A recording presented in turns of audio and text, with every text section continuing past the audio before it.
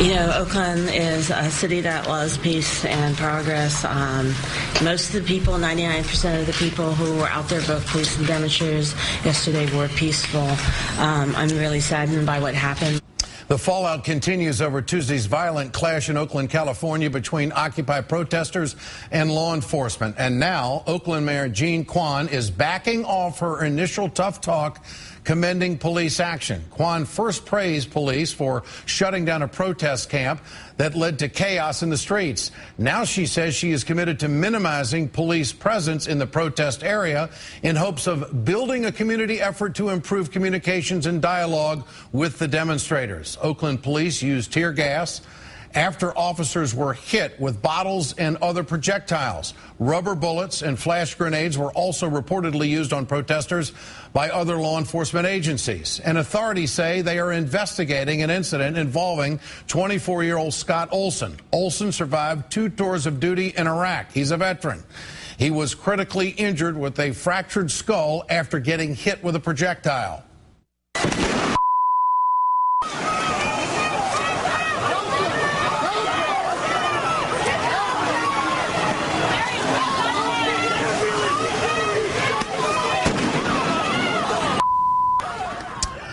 Olson remains in an Oakland hospital, but his condition has been upgraded to fair. Vigils across America honoring Olson are planned for tonight.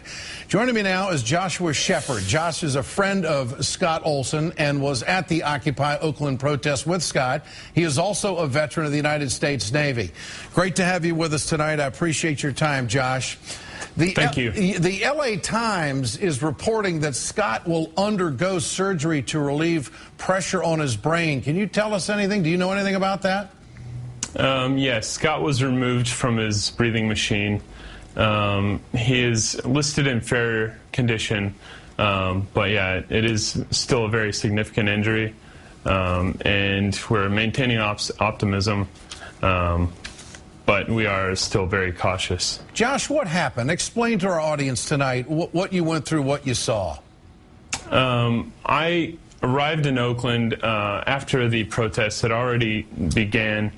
You know, it seemed largely peaceful before the police initiated their barrage of action against the entire crowd.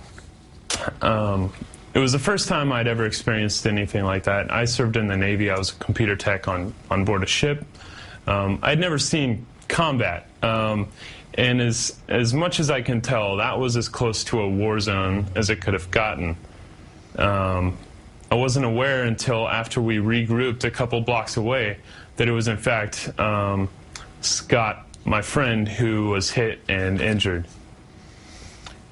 Did you think Scott did anything violent to deserve this? Oh, absolutely not. In the videos prior to the initiation by the police, he can be seen standing shoulder to shoulder with me at the police barricade. Very peacefully, I was waving my Veterans for Peace flag, and we were peacefully assembling and demonstrating our First Amendment right. Police say that they were getting hit. Do you believe the police were using tear gas and projectiles? You know, I did see throughout the evening there were instances where people threw things at the police. I also got the sense that the police were waiting for anything like that to unleash on the entire crowd. This is a situation where, you know, these guys are sworn to protect and serve the populace of the city of Oakland. They have to practice immense restraint in, you know, protecting these people. They're supposed to protect us, number one. And they were not in imminent danger, but they certainly put everybody in the crowd in imminent danger. Are you saying that, Josh, did you think the police overreacted? Certainly. And their mere presence elevated the tension.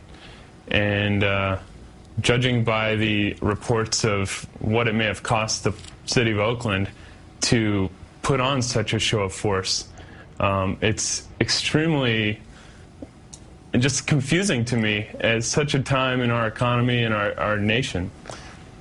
Joshua, give us a sense of the demeanor of the crowd. Were they provoked in any way? because of the position of the police, or how did it explode into something like this?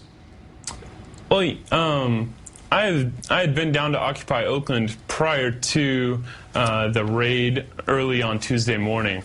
And I had seen a high level of organization. If you look at the before and after photos of their camp, it was a great sight. You know, it was an active demonstration of participatory democracy in redressing grievances against the government. Followed up by the just devastating raid by the police early Tuesday morning. It was a raid?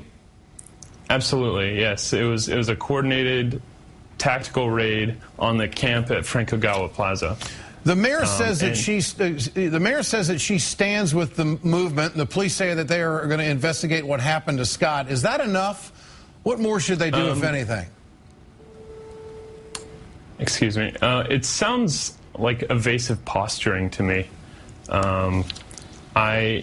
She's in hot water, and she obviously wants to avoid accountability. I think that this is big. You know, it's not just Oakland. It's across the country where people are facing increasing police crackdowns for demonstrating their First Amendment rights. But this isn't what I served for. It isn't what you served for. So based on what you saw in Oakland, there was really no reason for this to spiral out of control. And do you think the crowd provoked this? Tensions were high on, both sides, as they will be, at any point when police, are telling protesters if and when they can protest against the very system they're protesting against. It's just absurd. Joshua Shepard, I appreciate your time tonight, and certainly the best to your friend Scott Olson. We will continue to follow this story. Thank you so much.